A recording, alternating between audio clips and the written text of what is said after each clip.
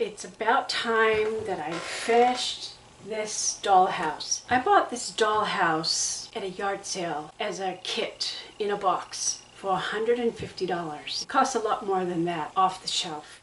It's called Victoria's Farmhouse.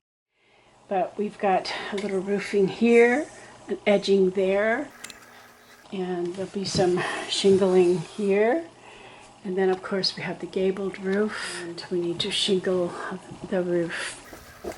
We have to shingle this area as well. The structure is all done. The outside painting of the exterior is done, but it doesn't have any shingling on the roof. That's what I'm going to work on today. The first thing I need to do was to draw horizontal lines across the roof to help me apply the shingles in straight rows. I measure every inch starting from the bottom edge. The carpenter rule is measure once, you'll have to cut twice. Measure twice, cut once. I mark 2 rows of 1 inch spaces so that I can line up the ruler and draw the lines. Once I reach the top of the roof line, I measure the distance the top line is from the very peak and use that to mark the top line on the left side of the main roof. Then I measure every inch going down to the valley where the gable end meets the main roof. Having accurate markings will make my job a success. I have to mark every section of the roof the same way, including the small overhang on each gabled roof and the cover of the side panel that opens up. With the roof marked, I'm ready to start applying the shingles. I start on the very bottom row. The top of the shingle lines up with the marked lines.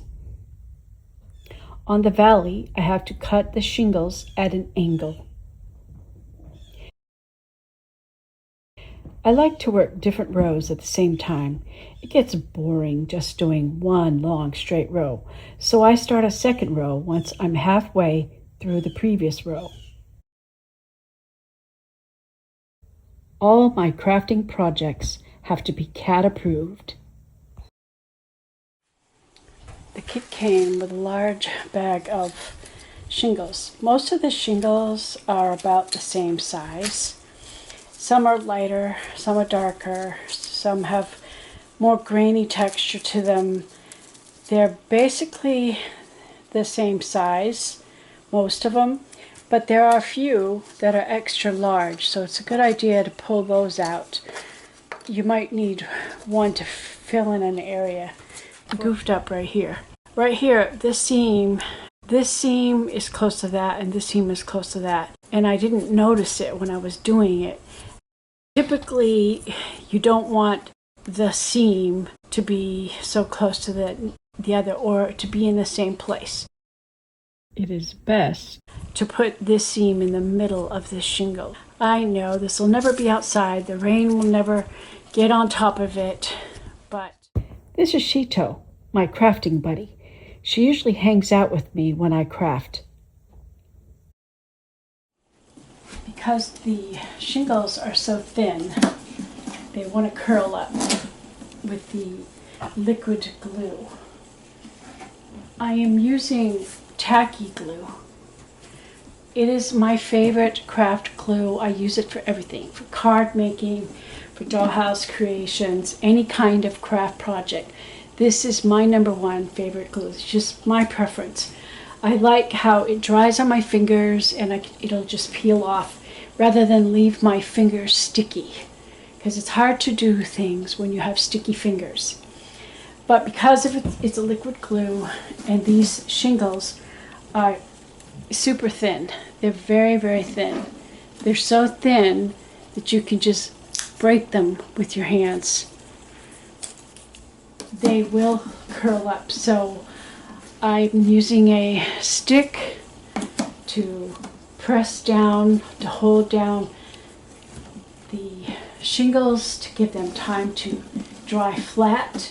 And I think I'm doing a pretty good job. These all are nice and flat. just the row that I've just done, wants to curl up. But this is the part that slows the process down. It takes a while for it to completely set. But I want them to look good and I want them to lay flat. So it is worth the effort to hold them down. Sheto played around in the house while I worked, and sometimes she checked on me to see what I was doing.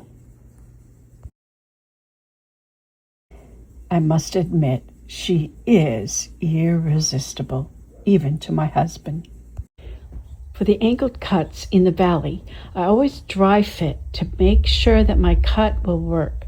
If not, I'll have to recut it or cut a different shingle. It is sometimes hard to move the piece around, so I use the tip of my blade to maneuver it.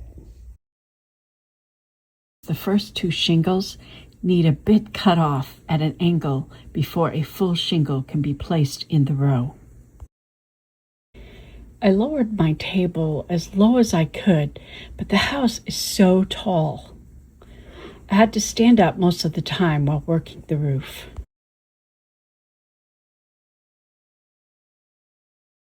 Sheto, you're pushing my scrap pile onto the floor. She has a way of seeking attention from me. Working behind this chimney is challenging because I can't see very well. My chimney is too short, I know that. I'll need to lengthen it so that it rises above the ridge of the house. That'll be the next project I tackle after I get this roof done. And then I want to make bricks for it. She goes everywhere. I think she has explored every inch of this dollhouse. It took me much longer to shingle this dollhouse roof that professional shinglers did my own home. They only took 2 days.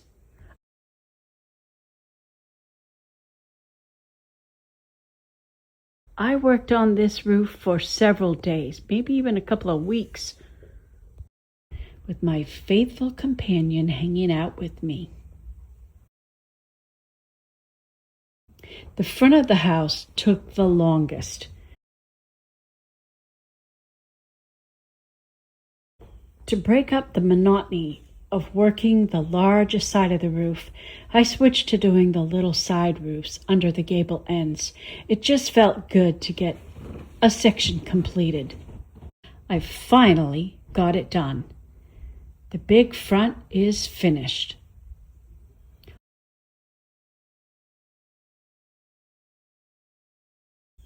The kit instructions recommended staining the shingles before gluing them, but I chose to do it my own way.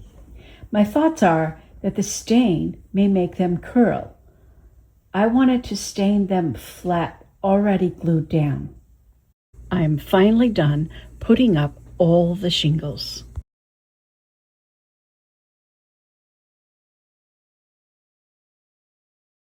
All there is left to do is the back side.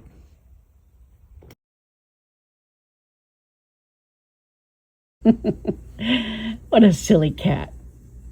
For this part, I needed to cut the shingles for the bottom row of the opening top to the exact size needed to keep my rows lined up with the sides.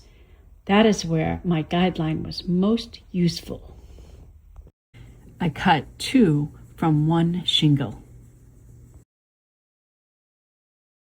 Isn't she a darling? Here, I was able to use clips to hold the shingles in place while the glue set, which was helpful.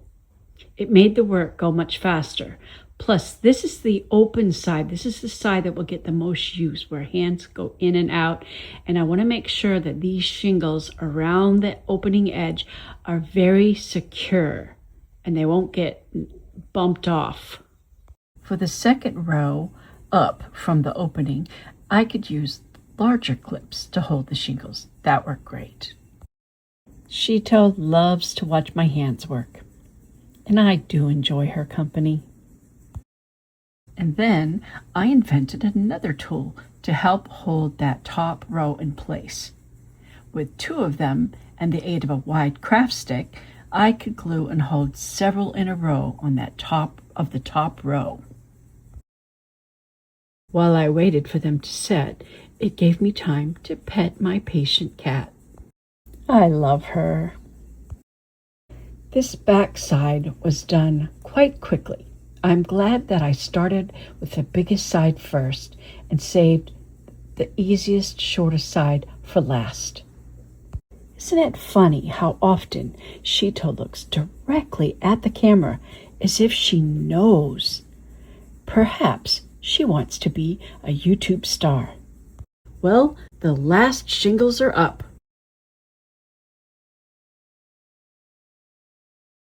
I couldn't do it without you. Now I'm working on the ridge, which was another slow process. I worked from the outside edges in toward the center.